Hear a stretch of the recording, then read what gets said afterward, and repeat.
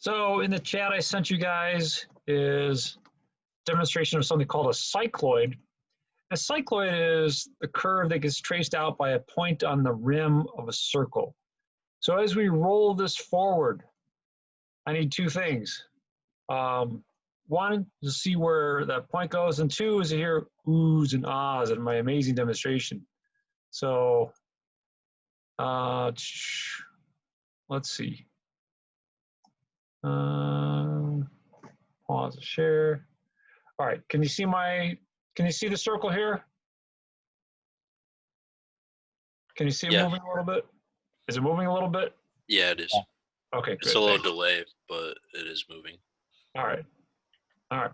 So ready, let's go. Let's move forward a little bit slowly, and you watch that orange point on the rim because it's going to trace out a curve. And that curve is the path that it takes, it follows as you roll the rim forward.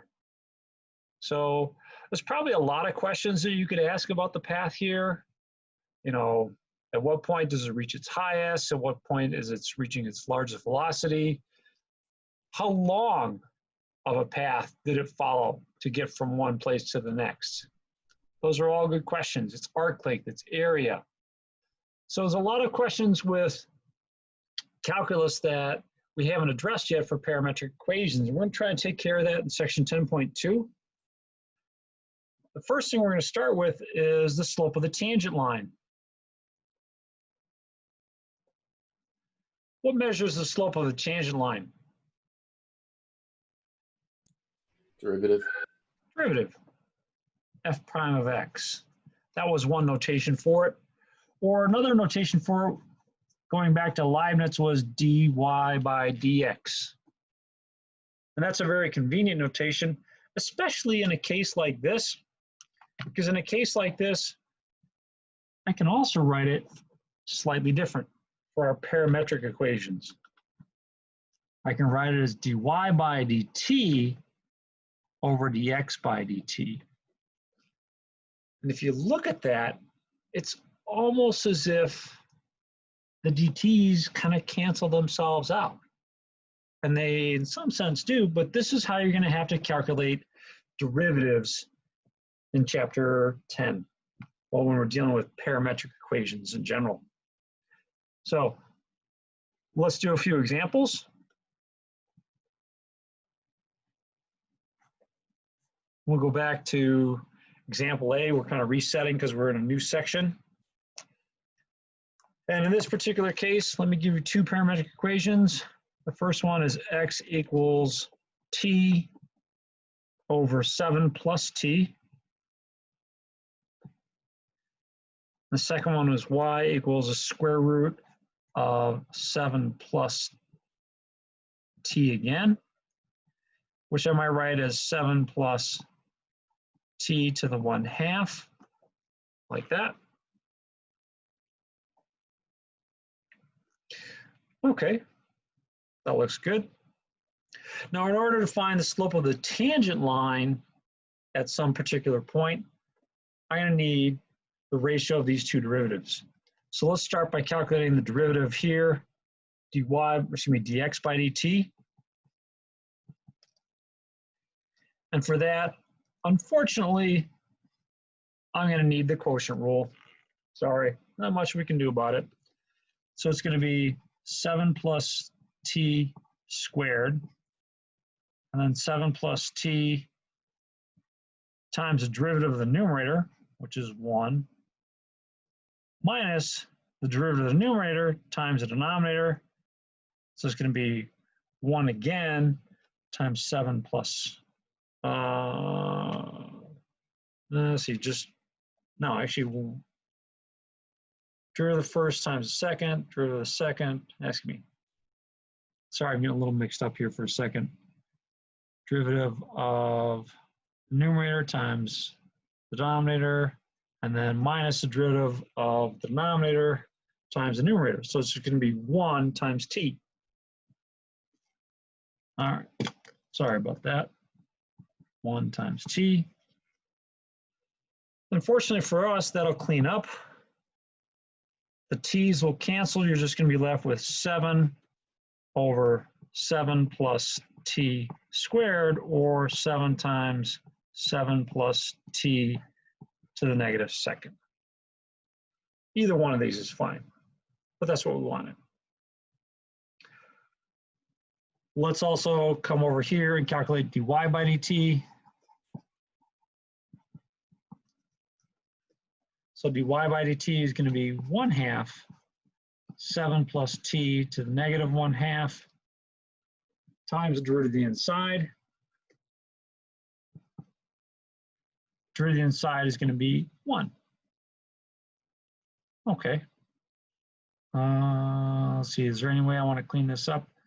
No, I'm okay leaving it like this. I mean, you could, if you wanted to, write it as 1/2 times that, or the square root of that. I'm just going to leave it like this.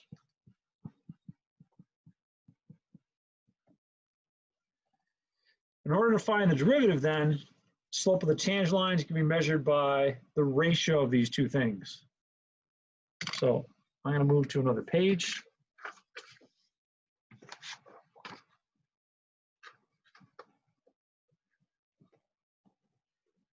So slope of the tangent line, or dy by dx, is going to equal the ratio of these two things. dy by dt over dx by dt, which is going to be 1/2 7 plus t to the negative 1/2 divided by 7 over 7 plus t to the negative second. So I'm just taking my two answers from above, plugging them into my formula. Got a little bit of cleaning up to do. Let me throw in an extra step here of sorts in doing that. So let's see. What I'll do is,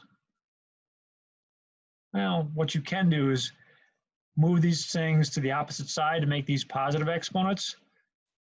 So that 2 is going to move down to the denominator. It's going to be 7 plus t to the second power divided by 7 plus t to the 1/2 power. And then I'm going to have a 14 in the denominator.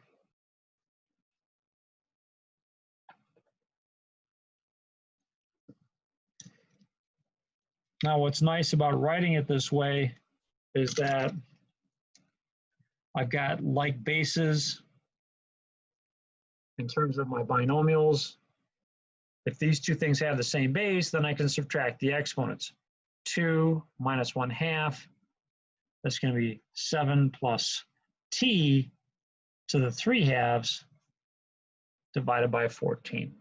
Or you could write it as 1/14 of that. Either way works.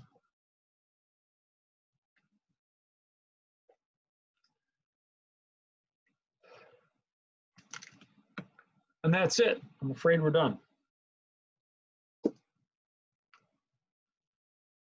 So this would measure the slope of the derivative at any point t. And of course, at any point t is going to correspond to values of x and y. In particular, this is telling you that at t equal -7, the slope of the tangent line is going to be 0. Okay, that's fine. Not a huge conclusion there, but something worth looking at. As far as the calculation itself is concerned, are we okay with that first example? Can I get like a run through of everything you did? Sure. So for these problems, they're going to have to give you x and y. X and y were both functions of t. So here's x and here's y. So they're both functions of t. If you wanted to find the derivative, dy by dx, then you've got to calculate the derivative of y with respect to t divided by the derivative of x with respect to t. So I need both of those. And so what I did is I calculated each of those one at a time. I got dx by dt was this, dy by dt was this, and I took both of those to find their ratio. I wanted to calculate this part right here, dy by dt divided by dx by dt. So that calculation is down here. Taking my answers from the previous page, I had both of these things. Now, to get rid of the negative exponent, I took that term and I put it in the denominator. To get rid of this negative exponent, I put that in the numerator. Did I have to do that? No. But, you know, I cleaned it up. The 2 comes down into the denominator. The 1 stayed up in the numerator. Not that I really wrote it. And then the last thing is that when you divide things with the same base, you subtract their exponents. So call that 4 over 2 minus 1 over 2, 4 halves minus 1 half. That's what gave me the 3 halves in the exponent. Does that help? It does, thank you. Thank you. Let's look at another one. We'll call this one example B.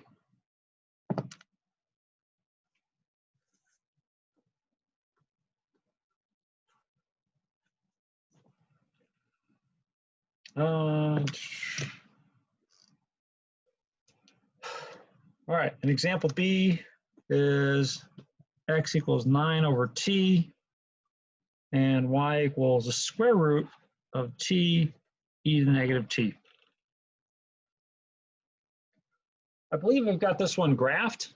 So let's take kind of a quick look at it on the graph and see what we can see. So that should be on the link that I sent you. If you click this first one and turn it on. I don't know if I set up the window for you or not. You can zoom in and zoom out to get something. It looks reasonable. And this one looks pretty good. So I'm going to just zoom out on the y-axis a little bit. But there you go.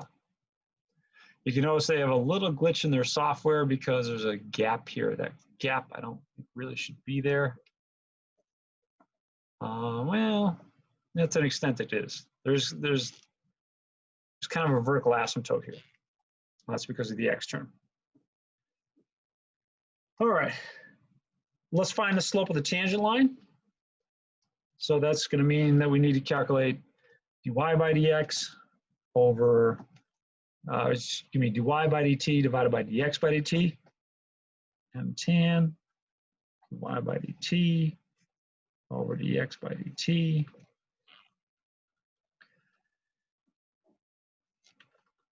Let me do each of those kind of separately. X, let me think of this as 9t to the negative first. Can anyone see an advantage of thinking of it this way in red as opposed to this way in black? It's easier to do the derivative. Yeah, here the derivative is just the power rule, right?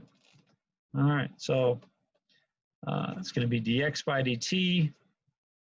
It's going to be negative 9t to the negative second power. Yeah, just trying to make my life easier with the derivative. And then y, let's do that over here. Probably want to make a little change to this. What change do you want to make to this function before I differentiate? The square root, make it a 1/2. Thank you, well done. So make that t to the 1/2, e to the negative t. And I don't know, I don't want to be the bearer of bad news, so somebody else tell me. What joy do I get to experience while I differentiate this? The product rule? Product rule, yeah, bonus points. All right. But don't shoot the messenger, it's just what we got to do. So derivative of the first times the second plus derivative of the second times the first. Let's go. Derivative of the first, it's going to be 1/2 t to the negative 1/2 e to the negative t plus derivative of the second times the first. What's the derivative of the second going to be? What am I going to get there? Negative e to the negative t. Perfect. Negative e to the negative t times t to the 1/2. All right. Let's see if we can't clean this up a little bit. And maybe I'll do it in 2 steps for us. The first part is that I've got a common factor of e to the negative t I'll take out. So it's going to be e to the negative t 1/2 t to the negative 1/2 minus, because I'm taking out e to the negative t, not the negative here, minus t to the 1/2.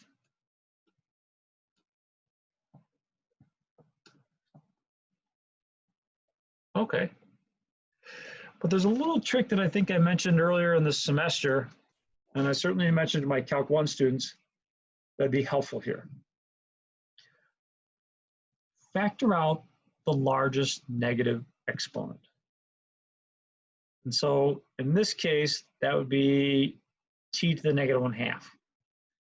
If this was negative 3/2 and this is negative 5/2, the negative 5/2 would be the one that I want to factor out. So I'm going to factor out that t to the negative 1/2. And let's see what happens. E to the negative t, t to the negative 1/2.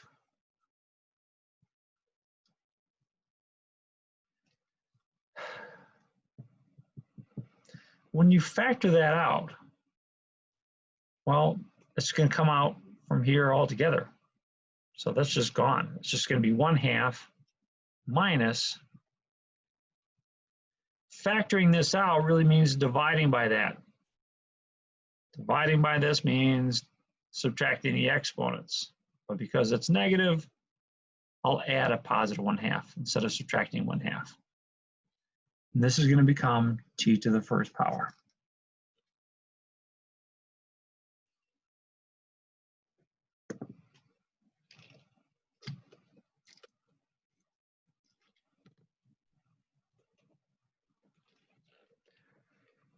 Both of these terms can come into the denominator.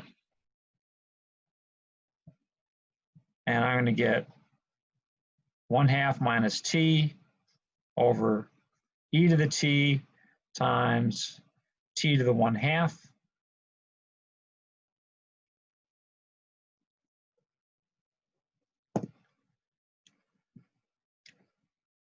And I want to clean this up just a tiny bit more. I don't have to. But maybe I want to get rid of that fraction there in the numerator. If I multiply by 2/2, that gives me 1 minus 2t over 2 e to the t, t to the 1/2.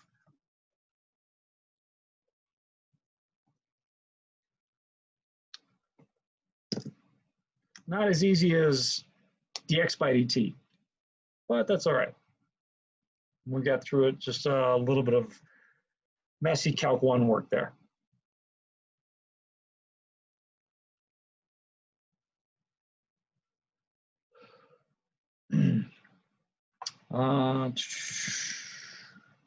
Let's see here. We need to take the ratio of these two, this one and this one. Need to find the ratio of those two to finish solving here. And let's do it. Well, I think we're going to get another sheet of paper.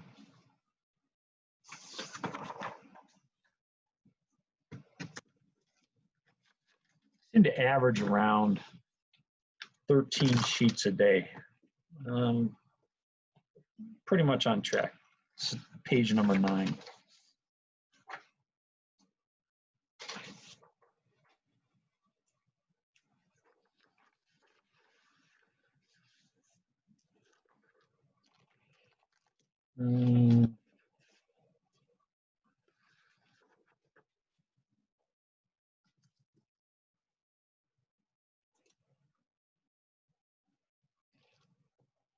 So dy by dt divided by dx by dt.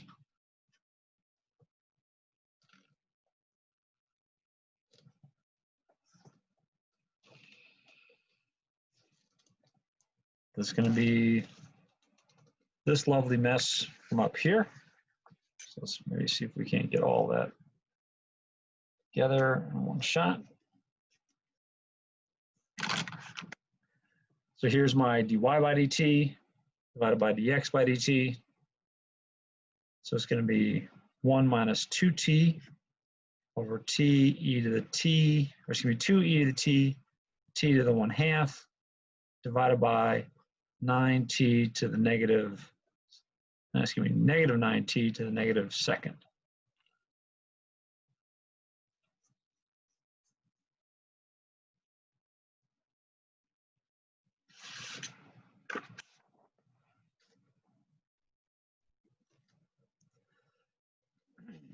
This is a complex fraction.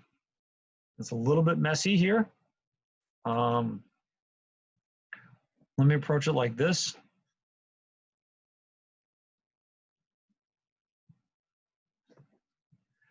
This negative 2 here really means that that term goes into the denominator as a positive exponent. If it didn't look like a complex fraction before, it certainly is now. Complex fraction was you have a fraction within a fraction, more than one fraction. The advantage of writing it like this is bringing it back to something that you're somewhat familiar with, that is dividing by a fraction. We've got a fraction in the denominator and a fraction in the numerator. When you divide by a fraction, the trick is to invert and multiply. So that's going to be 1 minus 2t over 2e to the t, t to the 1/2 times t squared over 9.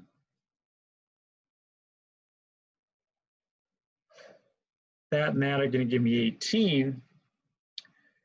T to the 1/2 and t to the second are going to cancel a little bit. I can subtract the exponents. Wouldn't it be -9? Let's just put the negative out in front here. Thank you. Yeah, I did lose track of my negative. So let's just put the negative out in front. Let's subtract the exponents. 2 minus 1/2 gives me 3/2 for the exponent there.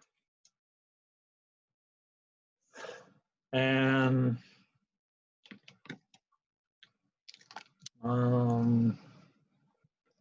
so it's negative 1 minus 2t, t to the 3/2 divided by 2 times 9 is 18, e to the t.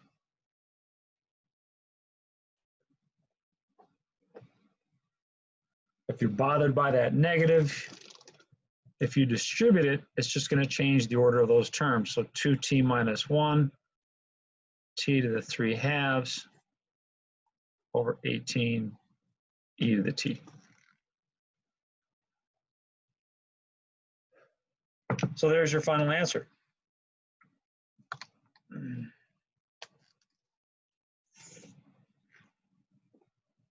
That's dy by dx.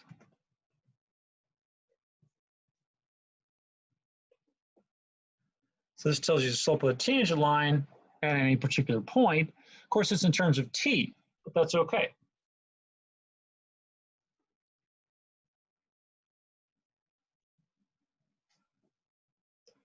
Before we start bringing this to a little bit more calculus, is there any step that maybe I went through a little bit too fast you want some help on? Would you distribute the t to the 3/2? You could, but there's an advantage to leaving it factored here. And the advantage to leaving it factored is that one of the things you can do with the derivative is find out where it's 0. And it's going to be 0, dy by dx equals 0, where the numerator equals 0. And the nice part about having it factored is that I can see where the numerator equals 0. So 2t minus 1 times t to the 3/2 equals 0. I can look at that and say, all right, well, I've got something times something else. But that's a great question because I know that in some of the homeworks, they're going to ask you to find where there's a horizontal tangent. So that's going to mean t to the 3/2 equals 0, or 2t minus 1 equals 0. Well, that's just going to happen when t equals 1/2. And this is going to happen when t equals 0. So there you go. There's a couple places where the derivative is 0, or that is the slope of the tangent line is 0. So great question. Now, is the slope ever undefined? No, because e to the whatever power function will never be 0. So the denominator won't be 0, so this will never be undefined.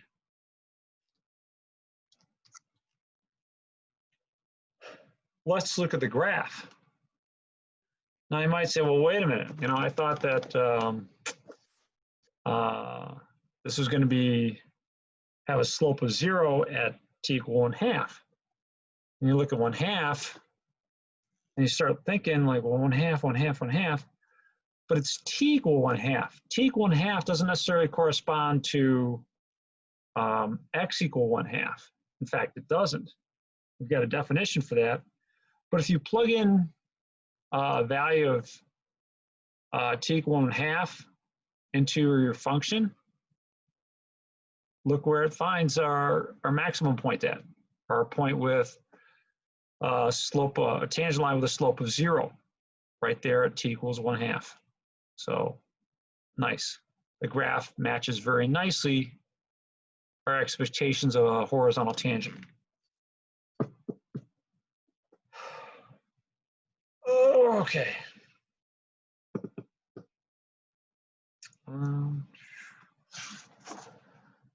Let me do one more example kind of quick, unless there's some more questions on this, and then we'll take our last break of the day.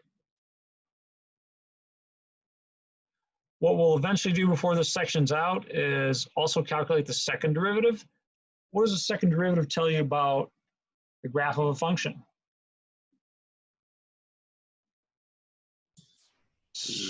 Concavity? Concavity, exactly. So with that, you can calculate concave up and concave down. And I would expect if we were able to do that for this one, then someplace in here, you'd find an inflection point where the graph changes from concave up to concave down. Or actually the other way around, concave down to concave up.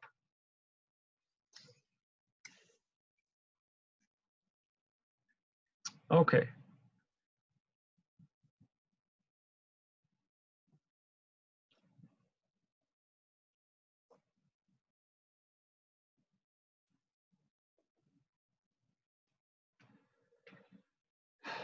So let's take a look at these curves. And these curves are going to bound our function with respect to the y-axis, and we're going to want to find the area. So this is example C.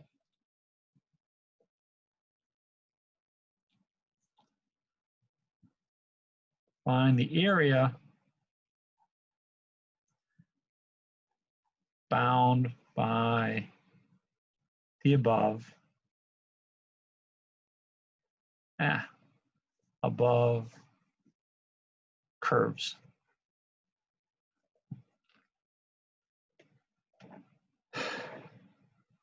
Well, one way to do that without breaking too much of a sweat is this. Let's solve for this in terms of x and y. That is, eliminate the parameter. What would you do to solve for this in terms of x and y? Any suggestions?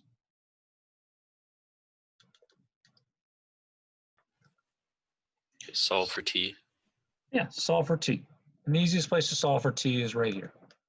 So t would equal y squared.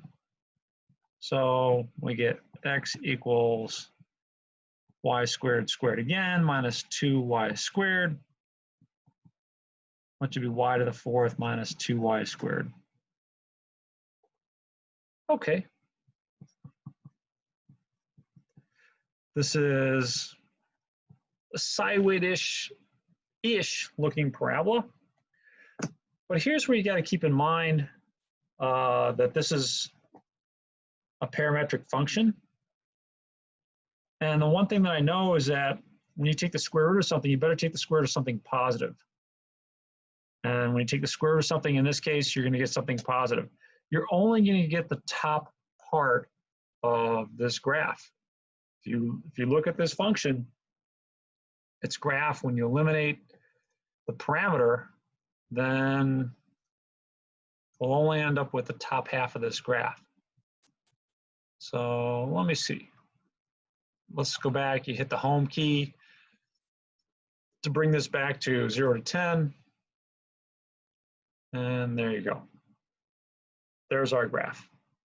So we want to find the area of that curve. The bottom part is going to be at 0, 0. Top part, we're going to have to think about a little bit.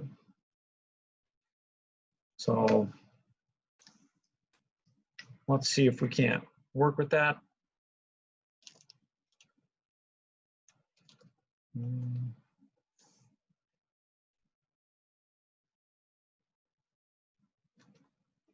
All right, so probably not the best rendering of this. This is the point 0, 0.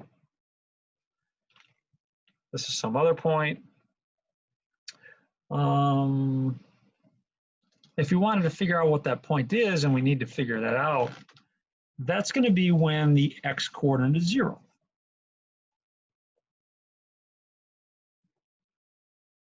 All right, well, I can factor out a y squared, which leaves behind y squared minus 2.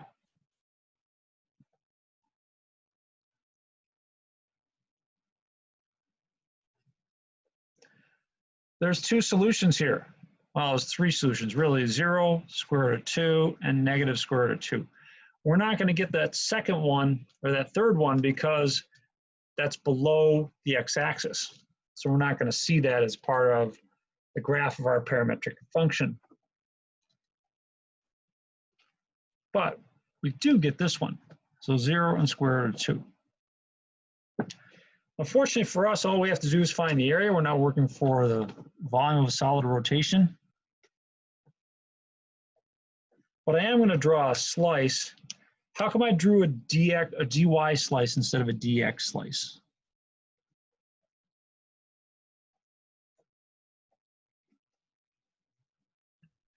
If you were going to do dx, you would be like subtracting from the same curve. Good.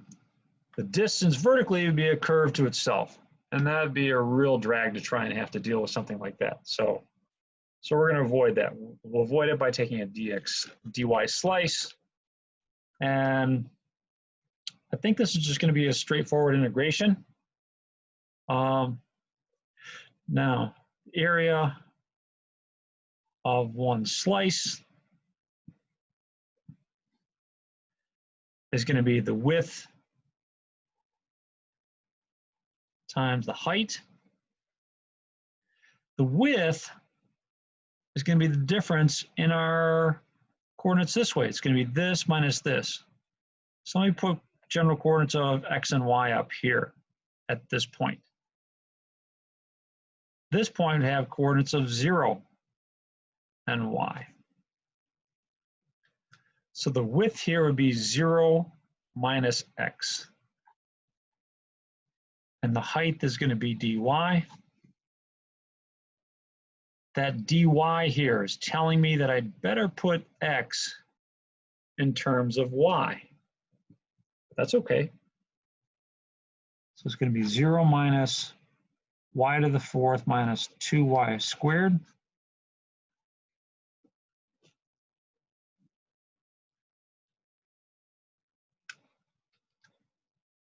If I distribute that y, that'll make this positive and this negative. So it's just going to be 2y to the second minus y to the fourth dy.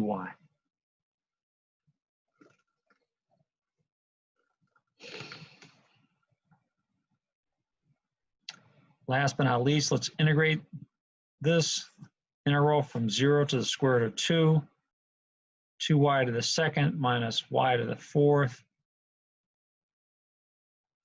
dy. And I'm sure that most of you aren't going to have much of a problem with finding the antiderivative here. That's going to be 2y to the third over 3 minus y to the fifth over 5 between 0 and square root of 2.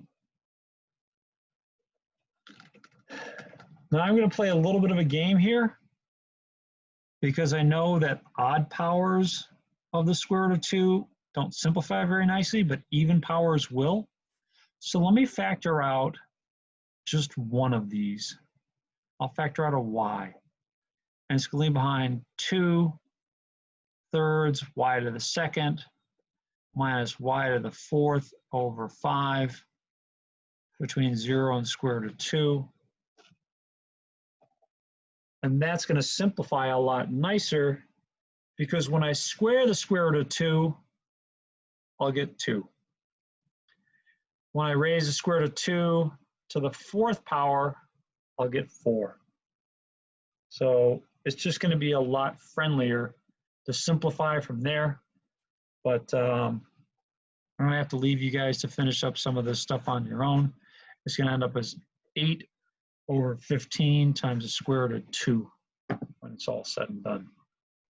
But what you should do is put in this here, simplify this, you'll get 8/15, and the square root of 2 will be right there. Okay, here's a good place for a break. Anything else on this one?